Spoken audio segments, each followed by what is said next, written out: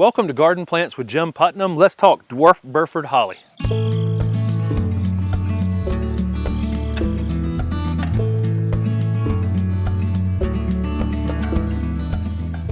This is Ilex cornuta Dwarf Burford, or otherwise known as Dwarf Burford Holly. This is a dwarf of Burford Holly, and I've seen Burford Hollies 25 feet in height.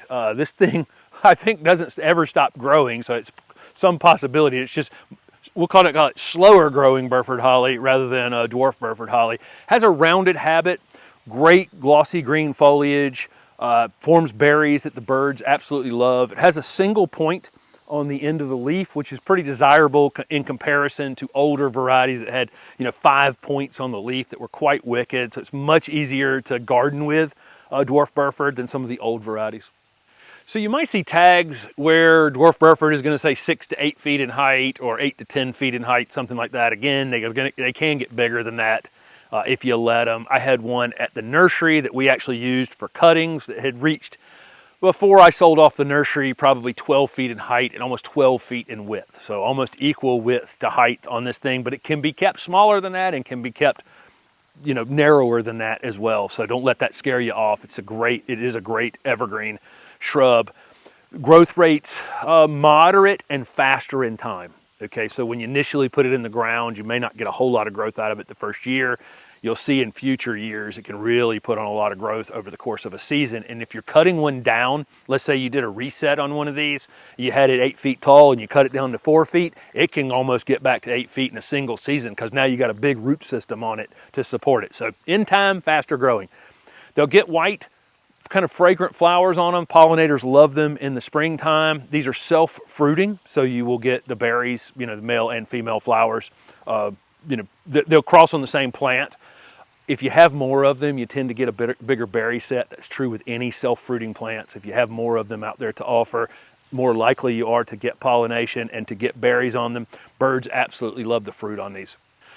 Dwarf Burford is going to be hardy in zones 7 to 9. Probably folks in zone 6B in a protected space wouldn't have any problem with these either. They're great, just great evergreen plants. In terms of sun or shade, as you get down into zone 9, you probably want some afternoon shade on it. It probably wouldn't like to sit out in 15 hours of direct sun in zone 9 in the deep south.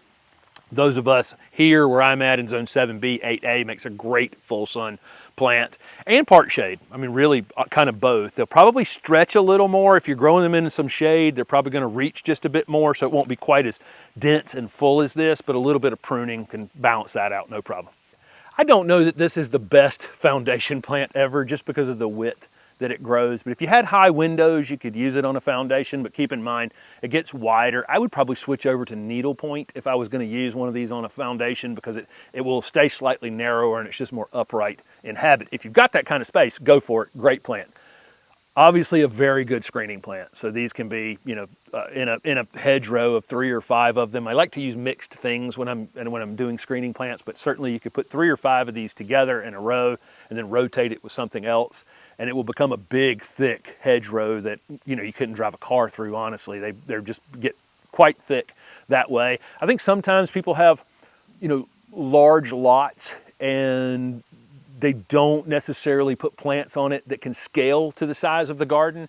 And so this is a great plant, just as a 1 or in a group of 3 toward the back of a bed that you can allow to get big and kind of fit the scale of a larger garden and then have smaller things out in front of it. They can also be limbed up into a small tree if you want to as well. Like every holly you're going to purchase, these are acid-loving plants. So they like slightly acidic soil. In high alkaline soils, they can definitely off-color, become yellow. You can see that in the leaf. You'll see the veins of the leaf still stay dark green. The rest of the leaf will yellow. That's an iron deficiency, generally caused by high alkaline soils.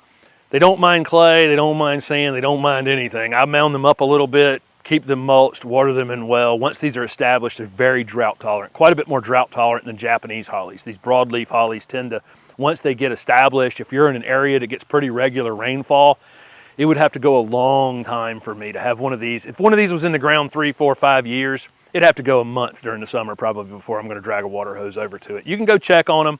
You know, if they're thinning, typically these will thin in the interior. You'll see some yellow leaves, and the interior will start to drop out and they'll start to thin, because what they're doing is just shedding some of the oldest foliage so that they don't have to sacrifice any of this year's growth or this year's flowers or this year's berries. So that's their response to drought. That's what to be on the lookout for. But again, once they're pretty well established, you're not going to have to water them very much.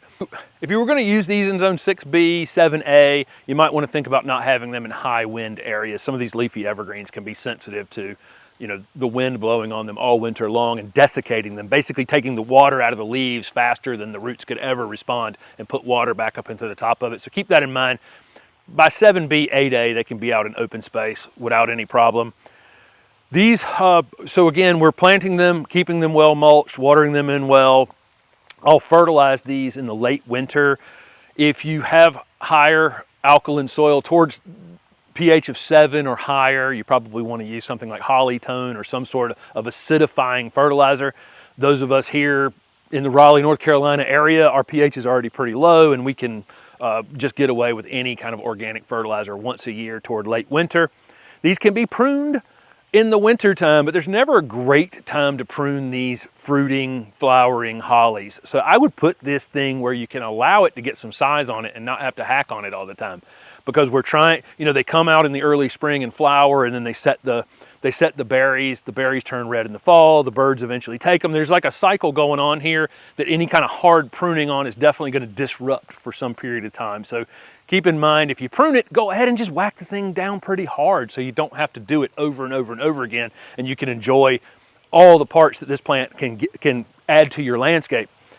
Lastly, these will get, most pest issues related to these are stress related. So anytime I've seen any kind of mites or scale insects you'll get scale along the stems, almost always related to some drought situation, or some sort of drought or overwatering, underwatering, you know, just not in a happy space. So keep that in mind. Any pest related issue, examine it from a why is my plant not able to fight this off kind of thing. Otherwise, if they're vigorous and happy, you won't really have any pest problems. So that's it.